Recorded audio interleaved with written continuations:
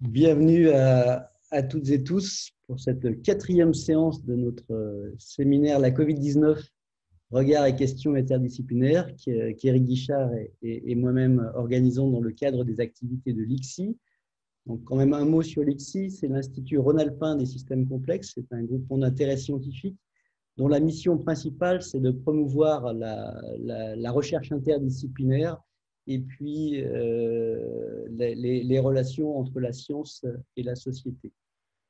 Et donc la Covid-19 est un sujet idéal pour ça.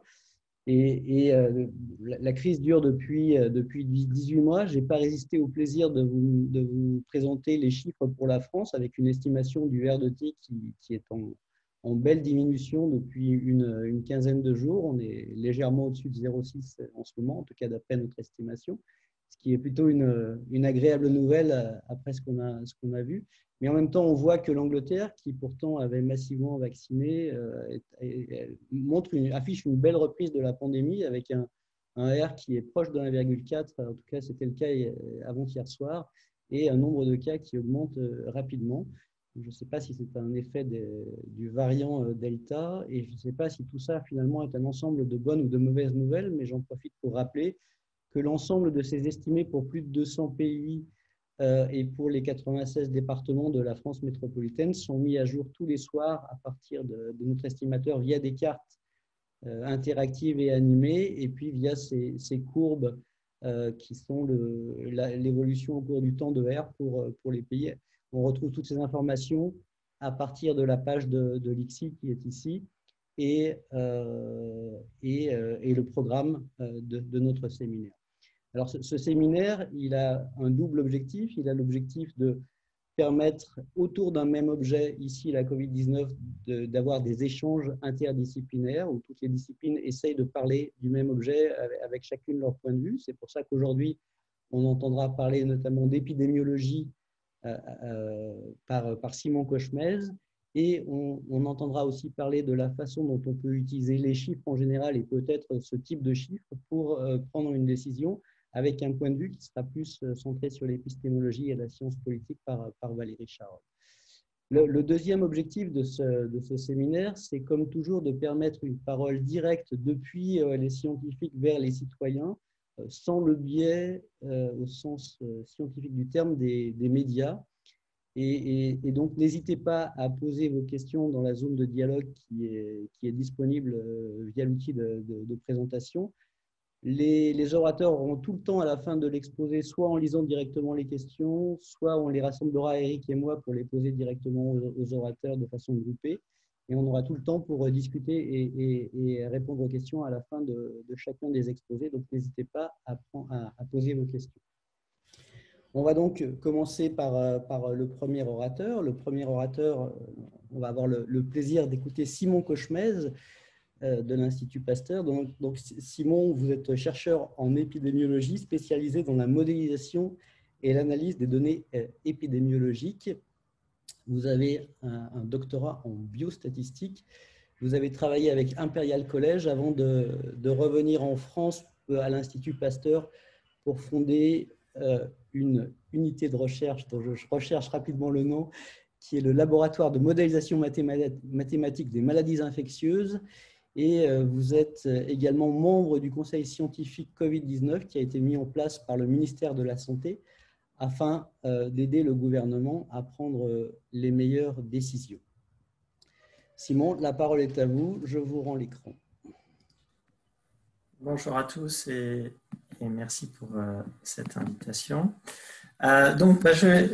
Cette présentation, vraiment, ça va être une occasion un peu de revenir en arrière et de présenter certains travaux de modélisation qu'on a réalisés tout au long de cette pandémie. Peut-être un peu en préambule, pourquoi on a eu besoin et on a besoin de modèles dans cette pandémie.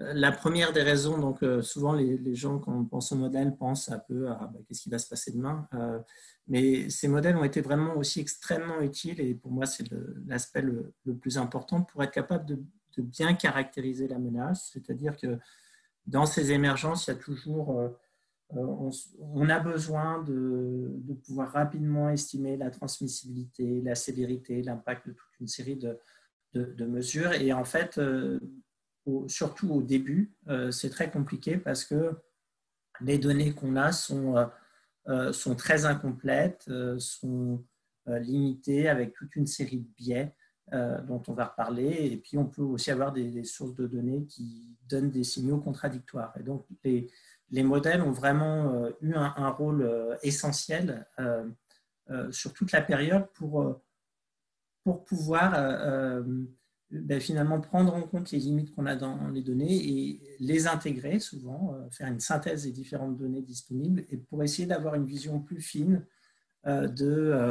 des paramètres clés et donc de la menace que pose ce virus SARS-CoV-2. Et puis l'autre raison pour laquelle on a besoin de modèles, bien entendu, et on l'a bien vu, c'est que ce qui fait vraiment la spécificité d'une épidémie, c'est son aspect dynamique, c'est-à-dire que comment est-ce qu'on passe de quelques cas en décembre, quelque part en Chine, à des centaines de milliers, des millions d'infections quelques mois plus tard dans le monde. C'est bien entendu cet aspect donc, de processus de propagation dans les populations qui donne aux épidémies vraiment un caractère complexe avec des dynamiques stochastiques, non linéaires. Et donc là, on a besoin de modèles pour pouvoir mieux étudier ces épidémies et tenter souvent avec beaucoup de difficultés malgré tout à les anticiper. Donc je vais revenir un peu sur certaines évaluations qu'on a pu faire au long de cette pandémie. Et pour moi aussi, ça va être l'occasion finalement de montrer comment on progresse, comment la science progresse dans une épidémie, comment au début, on a très très peu de données, et puis on essaie de construire à partir de ça, et puis progressivement, on a des données plus précises, plus fines, on a des nouveaux types de données qui apparaissent, et donc de montrer comment ça change les évaluations qu'on est capable de faire au cours du temps, ça nous permet d'affiner les choses, de faire de nouvelles découvertes. Et puis bon, on reviendra, j'imagine, aussi dans les échanges entre le mélange un peu quand même inédit et des fois compliqué qu'il y a pu y avoir entre science et puis soutien aux décideurs et à ceux qui doivent planifier la réponse. Alors, médias mettent du temps à... Pourquoi. Je suis désolé, mon écran est fiché. Ah, ok. Donc, bon, ces modèles, on a beaucoup entendu parler, mais si on revient en fait là où on était, nous, en février, mars de l'année dernière, où on se disait, voilà, le SARS-CoV-2 peut vraiment donner quelque chose de difficile en France, si les scénarios qui à l'époque étaient considérés que il y avait en janvier, février, il y avait une inquiétude autour de ce virus. On n'était pas encore certain de ce que ça allait donner, mais en tout cas, on avait le sentiment que ça pourrait donner une pandémie grave en France. Et donc, nous, à cette période-là, on a commencé à développer un modèle, donc on appelle ces modèles des modèles compartimentaux, où en gros, on va partitionner la population en compartiments, des différents groupes. Donc, on a le groupe des susceptibles, donc les personnes qui peuvent être infectées, et puis elles vont être infectées avec un taux qui va dépendre en fait du taux de contact entre ces personnes susceptibles et des personnes infectieuses dans la population. Lorsqu'elles sont infectieuses, il y a une période de latence où elles ne peuvent pas encore transmettre le virus, elles ne sont pas encore symptomatiques, et puis après quelques jours, elles deviennent potentiellement symptomatiques, en tout cas elles peuvent transmettre, et puis donc soit elles vont développer des formes graves et être hospitalisées, ou soit au contraire, après quelques jours, elles vont guérir. Et donc si elles sont hospitalisées, elles peuvent rester en médecine conventionnelle ou alors passer en réa et potentiellement décéder. Donc, Ça, ce que vous voyez, c'est la structure du modèle qu'on a développé très rapidement en ayant en tête que ce virus pourrait donner lieu à des formes, pourrait avoir un impact sur le système de santé français. Et puis, très vite à cette période, on s'est aussi rendu compte, les premières données suggéraient qu'il y avait un gradient de sévérité associé à l'âge. Et donc, on a d'emblée développer des modèles qui prenaient en compte le fait que selon qu'on a 20 ans ou 80 ans, on n'a pas forcément la même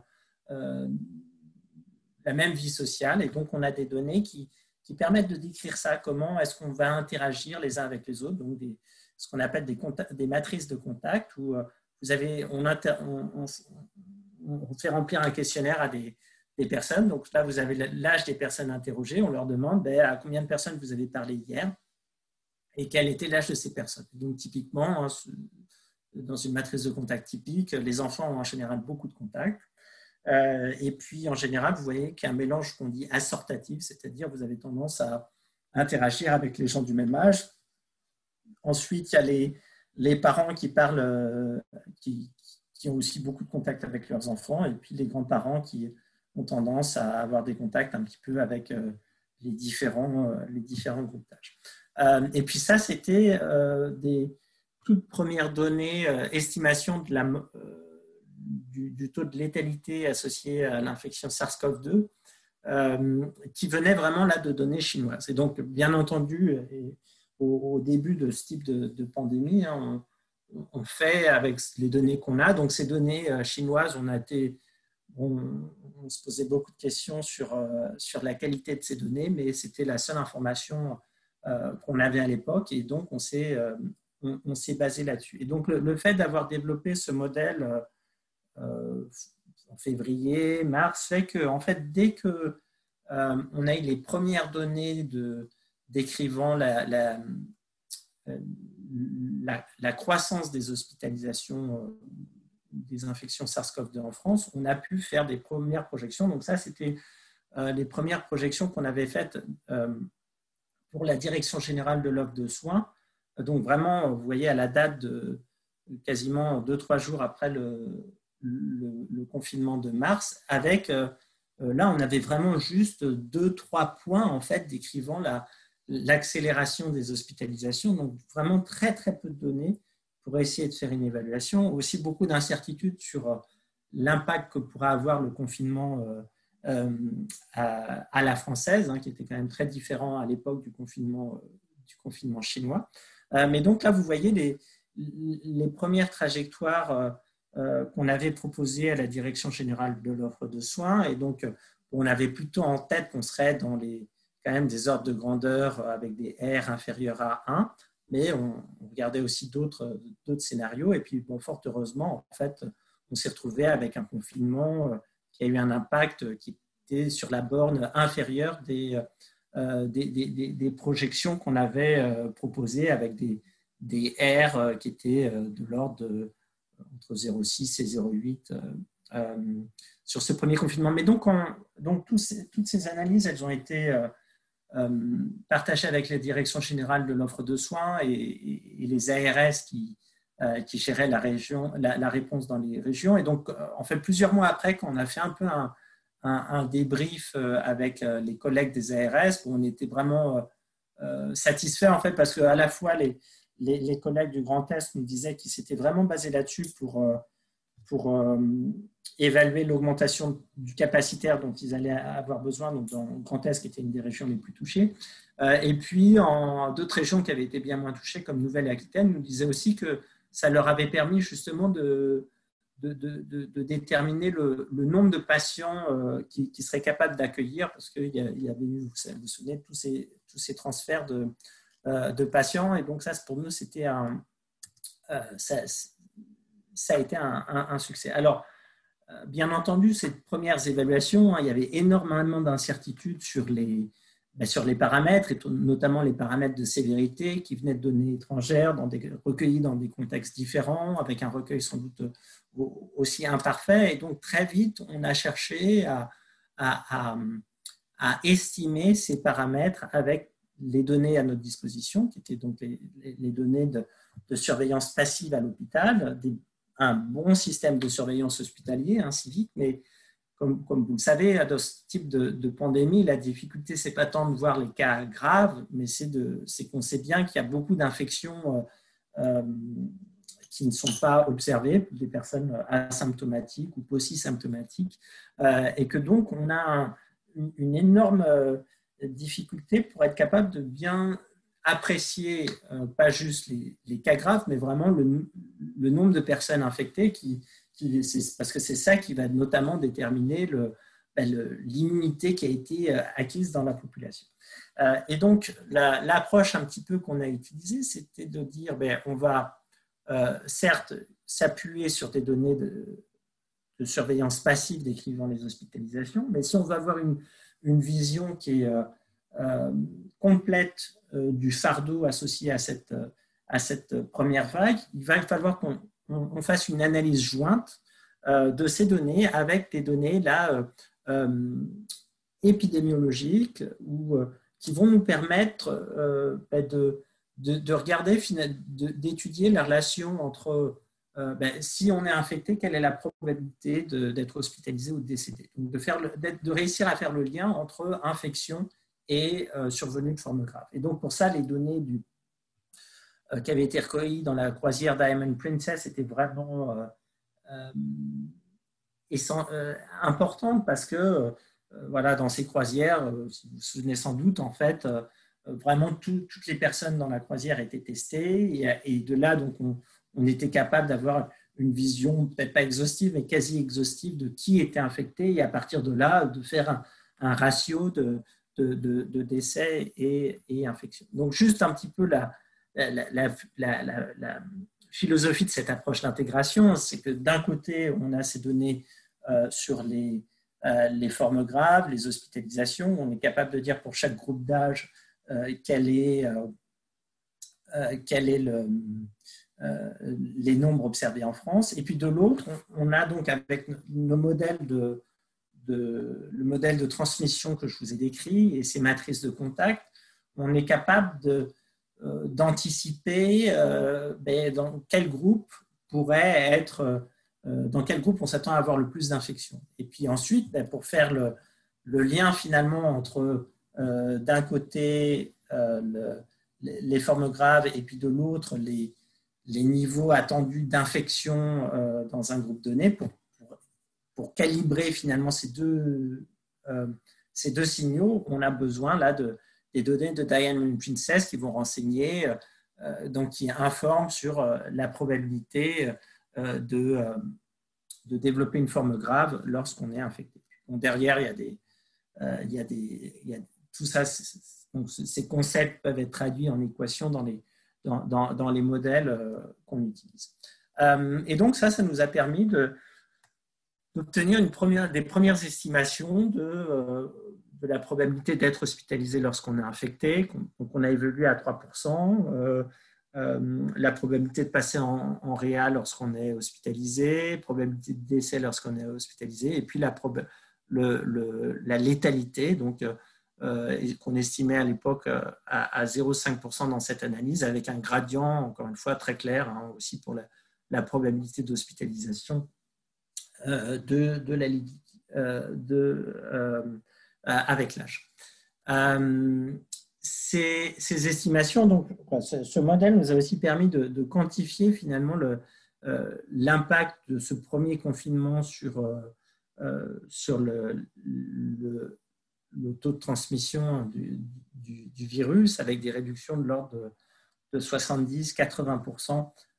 Donc un impact très très important sur les taux de transmission et donc aussi de produire sans doute la première carte de l'immunité pour la France, où donc on estimait qu'à la sortie de ce premier confinement, on serait à peu près 5% d'infectés en France, avec donc à peu près le double dans les régions les plus touchées, Île-de-France et Grand Est.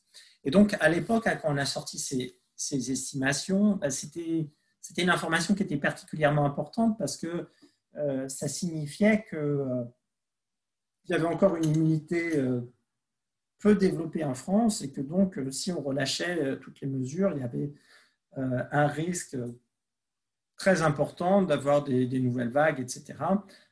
Et puis, bon, on a vu que pour la suite de ce qui s'est passé, ça a bien été le cas. Et bon, encore une fois, hein, on se basait vraiment là sur l'intégration de bases de données très différentes avec beaucoup d'incertitudes hein, sur la représentativité, par exemple, du Diamond Princess. Donc, on continuait à avoir beaucoup de...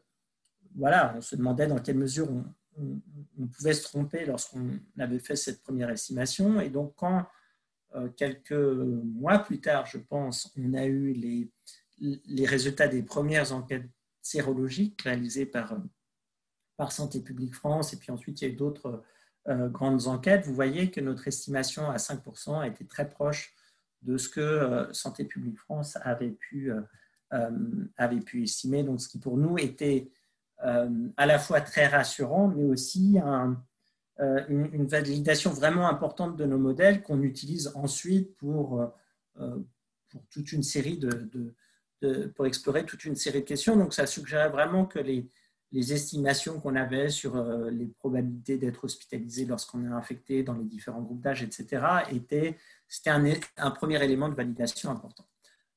Bon, alors, juste pour vous dire que dans toutes ces analyses, bien entendu, il y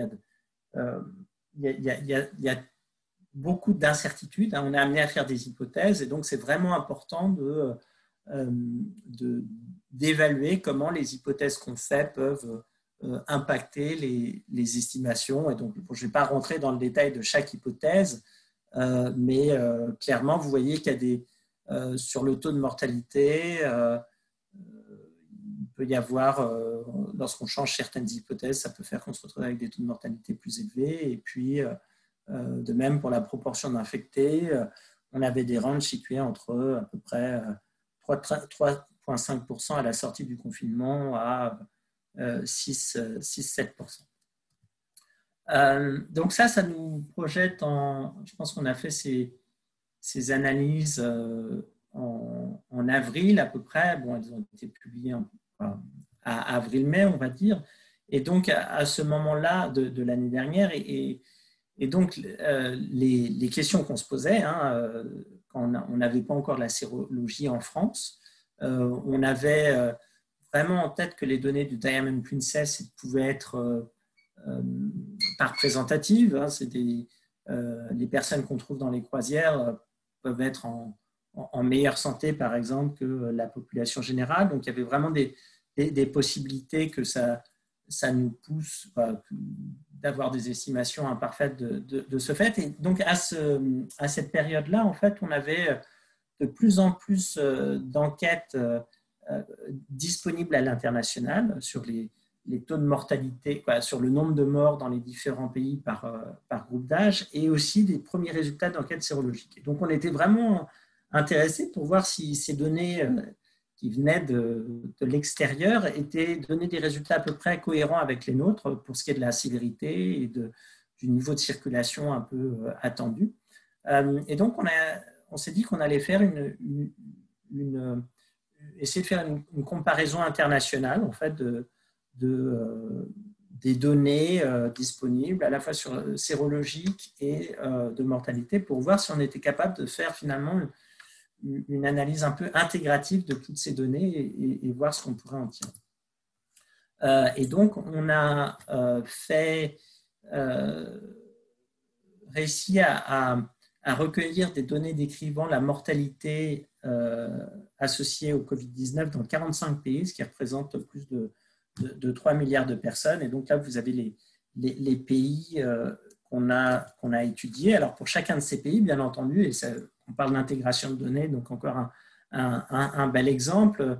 Bien entendu, le détail d'information va changer d'un pays à l'autre. Donc, dans certains pays, comme l'Algérie, on a juste un nombre de morts par groupe d'âge, avec des catégories d'âge qui sont très larges. Et puis, dans d'autres pays, comme les Philippines, vous avez des catégories à la fois qui sont beaucoup plus fines. Et puis aussi, vous avez l'information sur des faits dissociés entre hommes et femmes, ce qui était un résultat qu'on a trouvé hein, et que, pour les données françaises, mais que les hommes donc, ont une probabilité de décéder qui est plus importante que les femmes. Et donc, la première chose qu'on a faite à partir de ces données, c'est juste de regarder donc vraiment le profil de mortalité par donc zone géographique. Et là, si on regarde par exemple l'Europe, chaque pays va contribuer à une série de points sur ce graphe. Et donc là, vous avez le risque relatif de décéder quand on a un certain âge, en prenant comme référence donc le groupe des, je pense, c'est les 55-60 ans. Et donc la première observation, en fait, quand on regarde juste ce risque relatif de décéder, c'est que dans tous les pays, tous les continents, en fait, si on regarde ce qui se passe chez les moins de 60 ans, on a un profil de risque extrêmement similaire d'un pays à l'autre. On est toujours comme ça sur cette relation log linéaire de décroissance importante avec l'âge. Et puis, donc ça, c'est la première observation. Et la deuxième, c'est que ce qui se passe chez les personnes âgées, là, pour le coup, c'est très variable. Donc, en Asie, en Amérique latine, finalement, on s'éloigne de cette relation log linéaire. Il y a beaucoup moins de morts qu'attendu, en fait, dans un modèle log linéaire. Et puis, à l'inverse, chez les Européens, avec les maisons de retraite, les EHPAD, on voit qu'il y a un nombre de morts là qui est plus important que ce qui serait attendu. Et donc, ces différences, ça montre à la fois, sans doute dans certains territoires, qu'il y a sans doute des problèmes de sous-déclaration des décès dans certains pays, et puis qu'inversement, dans d'autres, il y a un gros problème de transmission dans les maisons de retraite qu'on a eu en Europe, et qui fait que si on regarde juste ce qui se passe, le nombre de morts global, donc ce qu'on a un peu tiré de cette analyse, c'est que si on regarde juste le nombre de morts global, pour essayer de se dire il y a une épidémie plus importante en France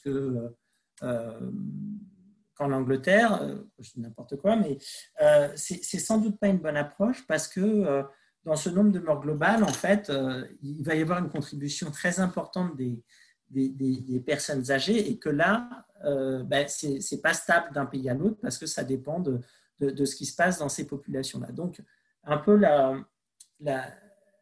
en regardant juste ces profils, donc cette analyse très descriptive, on s'est dit que la meilleure façon pour essayer de faire des estimations plus robustes du nombre d'infections dans un pays donné, ce serait de se concentrer sur finalement le signal qui a l'air stable dans tous les pays, c'est-à-dire regarder la distribution d'âge, le nombre de décédés par groupe d'âge uniquement chez les plus jeunes, où là on a un signal qui est plus stable. Donc c'est ça un petit peu l'approche qu'on a utilisée pour essayer d'estimer caractériser le nombre d'infections donc par pays. Et puis ensuite, comme pour l'enquête française, c'est pas suffisant d'avoir juste des morts, et donc pour pouvoir calibrer ce type de modèle, pareil, il faut pouvoir faire l'association entre décès et infection. Et là, on a, donc à l'époque, maintenant bien entendu, il y en a beaucoup plus, mais à l'époque, donc on devait être en juin-juillet 2020, on s'est appuyé sur toutes les données sérologiques qu'on a pu retrouver. Donc, il y en avait à peu près 22, couvrant 16 pays parmi les 45 pays qui nous intéressaient. Et donc, avec la sérologie, on pouvait faire le lien entre, faire la correction entre mort et infection. Donc, pareil, cette extrapolation à partir des décès du nombre, de la proportion d'infectés, elle peut se modéliser en prenant en compte donc le fait que on a une probabilité de décès, bien entendu, qui va dépendre de l'âge des individus et de leur sexe, et donc avec pareil des approches de modélisation. Je ne vais pas m'étendre sur le sujet, mais qui nous donnent finalement permettent d'estimer un profil de létalité avec l'âge moyenné en fait sur l'ensemble des pays qu'on étudiait à l'époque. Et puis donc quand on faisait ces analyses, on pouvait voir que de façon assez attendue, vu qu'on a une maladie où les formes sont plus graves chez les personnes plus âgées, la démographie des populations étudiées va avoir un impact très important sur la mortalité. Donc, vous voyez là comment le taux de létalité passe de quasi nul au Kenya pour prendre des valeurs très importantes dans les pays, à quasiment à peu près 1% dans les pays avec des populations particulièrement âgées. Une autre, vraiment, une question qui était très, très importante pour nous, et bon, je ne sais pas si vous vous souvenez du contexte à l'époque, mais on continue à avoir beaucoup d'incertitudes sur, ou de débats, on va dire plutôt, sur le taux de létalité. Et donc, une question qui nous intéressait, c'était juste se dire, il pouvait y avoir des signaux qui paraissaient très différents d'un pays à l'autre, parce que des enquêtes sérologiques, donc, vous savez, je pense, juste pour rappel, hein, la sérologie, c'est ce qui va nous... On recueille du sang et on regarde si la personne a développé des anticorps, et si oui, c'est un signal que la personne a été infectée. Donc, c'est ça qui nous permet de faire une évaluation de la proportion de personnes qui ont été infectées et qui sont sans doute immunisées. Et donc, une grande interrogation qu'on avait à l'époque, c'était se demander si les enquêtes sérologiques, les différentes enquêtes sérologiques qu'on a détectées, donnaient en fait la même, à peu près des estimations comparables de la létalité ou pas. Et c'est un peu difficile parce que ces enquêtes, elles ne sont pas forcément faites au même moment, ou elles peuvent être faites à des moments différents dans les différentes dynamiques des différents pays qu'on regarde. Elles s'appuient aussi sur... Elles peuvent être faites dans des pays qui ont des structures démographiques très différentes, donc ce n'est pas forcément évident de voir si c'est compatible, si les différentes estimations sont comparables ou pas. Et donc, ce qu'on a fait, en fait, avec notre modèle, c'est qu'on a pu dire, ben voilà, si on regarde l'enquête sérologique de Genève et puis qu'on la projetait dans une population avec une structure démographique similaire à celle de la France, quel taux de mortalité on obtiendrait? Donc, on serait plutôt à 0,2, 0,3. Et puis, en revanche, l'Angleterre, les données de sérologie anglaise, si on les projetait dans le contexte français, on serait plutôt à 1,5. Et donc, quand on fait ce travail un petit peu de comparaison, ce qui était frappant à l'époque, c'était qu'en fait, on avait les estimations n'allaient pas du tout forcément, ne donnaient pas la même vision de la sévérité de l'infection SARS-CoV-2. Alors, sans doute qu'une partie de ces différences s'explique par le fait, parce que ce n'étaient pas les mêmes tests, voilà, il y a des différences méthodologiques, etc. Mais en tout cas, ces différences ne s'expliquaient pas par la structure d'âge. Et donc, sans doute qu'il y a aussi d'autres facteurs de risque, hein, notamment les comorbidités, qui pourraient expliquer en partie ces différences. Mais vous voyez que, en fait, donc ça, c'est les estimations moyenne, sur la moyenne de toutes les bases, mais vous voyez que cette moyenne, elle traduit finalement des différences d'un pays à l'autre qui sont très importantes. Et donc, quand on utilisait ce modèle-là qu'on a appliqué donc à l'ensemble des pays, on avait que sur cette population de 3 milliards de personnes, on avait en moyenne 5% d'infectés, mais avec des valeurs qui étaient déjà très élevées, hein, pour les pays d'Amérique latine. Et donc, voilà, vous voyez juste comment le modèle est calibré, hein, pour les différents pays. Et donc, dans des pays où typiquement la sévérité de l'infection a l'air bien plus importante qu'ailleurs, hein, l'Angleterre, ça se traduit par le fait que si on prend l'estimation moyenne de la sévérité qui est plus faible, on s'attendrait à ce que l'épidémie soit plus importante que ce qu'elle n'a été d'après les données de séroprévalence française. Donc, ce qui montre quand même qu'il y a une hétérogénéité qu'on a encore du mal, je pense, à parfaitement expliquer. Et puis donc, juste là, la trame un petit peu de cette présentation, hein, c'est sur je l'ai tournée autour de finalement comment on a l'évaluation du nombre d'infectés, la proportion de la population infectée a pu évoluer au cours du temps. Et donc, plus tard, dans la deuxième vague, on voulait avoir des estimations plus fines de cette proportion d'infectés en pouvant vraiment la décliner par région, par groupe d'âge, par zone géographique. Et là, on a fait encore un petit peu le même type d'analyse cette fois en ne s'appuyant pas sur la mortalité, parce que dans ces cas-là, pour les jeunes, par exemple,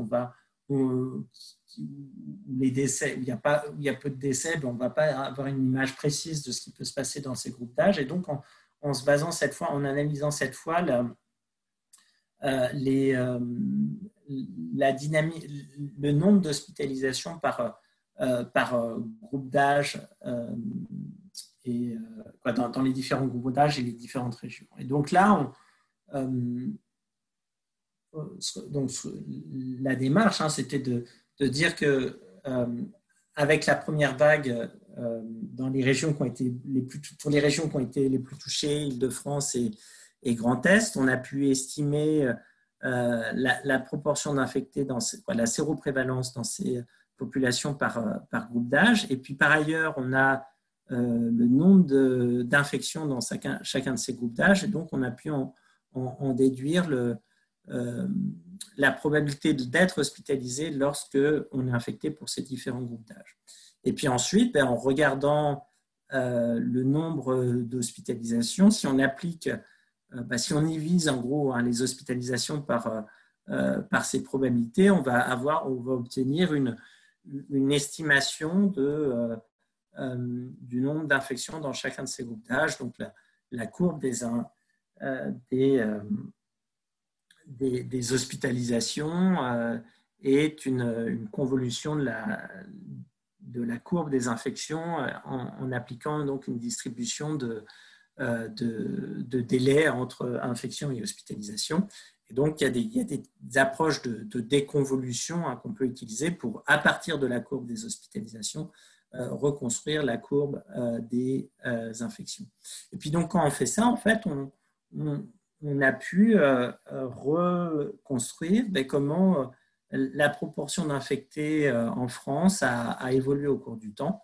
Et donc, on était à peu près 15% au janvier de l'année dernière, avec donc des disparités régionales très importantes.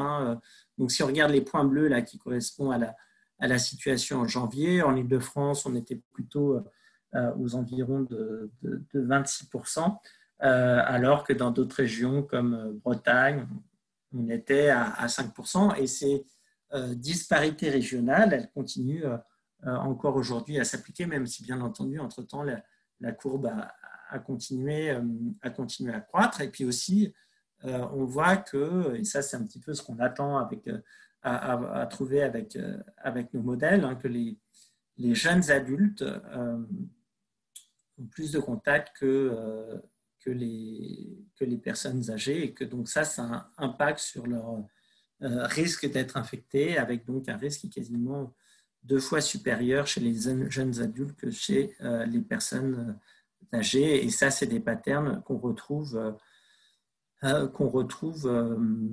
dans la majorité des régions. Et puis, autre chose importante, c'est qu'une fois qu'on fait ce travail donc de reconstruction du nombre d'infectés, ça nous permet ensuite de faire une évaluation de la surveillance, en fait, et de voir quelle est la proportion des infections qui sont détectées par la surveillance, vu qu'on a le nombre de cas détectés par groupe d'âge. Et donc, quand on fait ça, si on regarde la période la plus récente, vous voyez qu'on a à peu près en population, donc chez les adultes, on ne regarde que la population des plus de 20 ans, on est à peu près à 50% d'infections qui sont détectées, avec des variations entre groupes d'âge, et de façon assez attendue, en fait, on a des proportions plutôt plus élevées chez les personnes âgées, parce que sans doute peut-être qu'elles s'inquiètent plus, mais aussi parce qu'elles développent davantage de symptômes. Alors, c'est une des peut-être frustrations, mais aussi des choses qui rendent cette épidémie intéressante pour les scientifiques, c'est que finalement, on améliore toujours les méthodes qu'on développe pour comprendre cette pandémie, mais on est aussi ces méthodes, il faut aussi rapidement les renouveler parce que la situation change. Donc, typiquement, cette approche-là qu'on a qui est devenu opérationnel, je ne sais plus, en décembre de l'année dernière, peut-être en janvier, ben, en fait, assez vite, elle est devenue obsolète parce que le variant alpha est arrivé et que ce variant donne lieu à des formes plus sévères et que nous, c'est justement la probabilité d'être hospitalisé qui nous permet de faire cette inférence, première chose. Et puis, deuxième chose, c'est que la vaccination aussi arrive et que si on est vacciné, on a une probabilité plus faible d'être hospitalisé et que donc, voilà, il va falloir mettre la méthode à jour pour prendre en compte ces nouveaux éléments. Et puis, juste pour finir rapidement, un autre aspect qui a été très... voilà, d'emblée, en fait, la Direction générale de l'offre de soins, je vous en avais parlé, nous avait contacté pour qu'on fasse des projections là vraiment pour soutenir la planification. Et donc, on a été amené tout au long de cette pandémie à essayer de voir comment ça pourrait être fait et puis d'améliorer progressivement les méthodes pour faire ces projections. Donc, dans le courant de la deuxième vague, en fait, on a développé des méthodes de forecasting, de prédiction. Et la grande question qui nous intéressait, là, donc souvent on fait des modèles mécanistiques qui cherchent à mieux comprendre les mécanismes, donc à avoir des subtilités dans les données. Là, vraiment, l'objectif pour la Direction générale de l'offre de soins, c'est juste essayer de faire la meilleure prédiction pour ce qui pourrait se passer la semaine prochaine, dans 2 semaines, sans forcément avoir un modèle qui fonctionne bien. Et donc, même si on n'est pas capable de bien expliquer pourquoi. Et donc, ce qu'on a fait pour ça, c'est de comparer en fait les performances à peu près 12 modèles statistiques différents qui s'appuyaient sur plein de prédicteurs possibles. Donc, on en avait 22 de mobilité, donc avec des données Google, épidémiologie sur le nombre de cas, ou le taux de croissance des cas, les taux de croissance de la positivité, ou aussi météorologique. Et donc, juste de voir ce qui marcherait le mieux. Donc là, vous voyez plusieurs les courbes, les prévisions pour plusieurs de ces modèles. Et bon, je vais passer vite parce qu'on n'a plus beaucoup de temps, mais en gros, à l'époque, quand on a fait ces analyses, on trouvait que les meilleurs modèles, en fait, c'était ceux qui s'appuyaient à la fois sur des indicateurs épidémiologiques précoces, type le nombre de cas, ou plutôt les taux de croissance d'ailleurs du nombre de cas ou du taux de positivité, un indicateur de mobilité, donc qui dit Google, qui nous dit quelle est la proportion de personnes qui va télétravailler ou pas, et puis aussi des indicateurs météorologiques. Et vous voyez que donc, ça fait partie vraiment des améliorations, qu'on a un peu plus de temps et qu'on travaille un peu plus nos modèles. Donc, initialement, donc là, vous avez les erreurs relatives faites par ces modèles. Donc, initialement, en fait, en septembre, septembre, octobre, novembre, nos modèles n'utilisaient que les données d'hospitalisation. Donc, on regardait la croissance des hospitalisations et puis à partir de là, on essayait d'anticiper ce qui allait se passer après. Et vous voyez que donc ça, vous voyez les erreurs associées à ces modèles-là. Et puis, vous voyez que ceux qui prennent en compte donc, des informations un peu plus précoces sur les infections et le nombre de cas ou la mobilité, en fait, étaient finalement pas mal plus performants. Donc, ce n'est pas surprenant. Mais juste, bien entendu, il faut un peu de plus en fait, en septembre, typiquement, on n'aurait pas vraiment pu le faire parce qu'on n'avait pas encore suffisamment de recul pour pouvoir calibrer ce type de données. Et ce qui est intéressant, c'est que dans la compétition entre tous ces modèles, finalement, le meilleur modèle, ce n'est pas un modèle individuel, mais c'est une moyenne de modèles. Donc, vous voyez là les pointillés rouges et c'est un résultat en fait assez classique. C'est des méthodes qui viennent de météorologie et qui ont été aussi appliquées en épidémiologie. Donc, l'intérêt d'utiliser un modèle moyen, c'est que chacun des modèles individuels a ses imperfections et en faisant une moyenne, en général, on lit ces imperfections. Et donc, ce qui fait qu'avec cette approche, vous voyez, on est à une erreur pour le nombre de lits en réa à peu près de quelques pourcents à une semaine, 5-6% à une semaine, et à peu près 10% à 14 jours. Et là encore, comme les approches précédentes, donc c'est des approches qui ont très très bien marché. Et puis plus récemment, elles continuent à bien marcher, mais on a dû faire évoluer le modèle, c'est-à-dire qu'avec l'arrivée de la vaccination, en fait, et peut-être aussi des variants. Alors que sur la première période de l'épidémie, c'était des modèles qui utilisaient les données de météorologie et de mobilité, en plus des indicateurs épidémiologiques qui marchaient le mieux. Dans la période actuelle, en fait, les meilleurs modèles utilisent juste les indicateurs épidémiologiques parce que sans doute que le lien entre mobilité, comportement et puis hospitalisation, c'est largement distendu. Voilà, je vais m'arrêter là pour les questions. Et puis, bien entendu, il y a plein de personnes qui ont contribué à ces analyses que je voudrais remercier. Très bien, merci beaucoup pour cette exposition.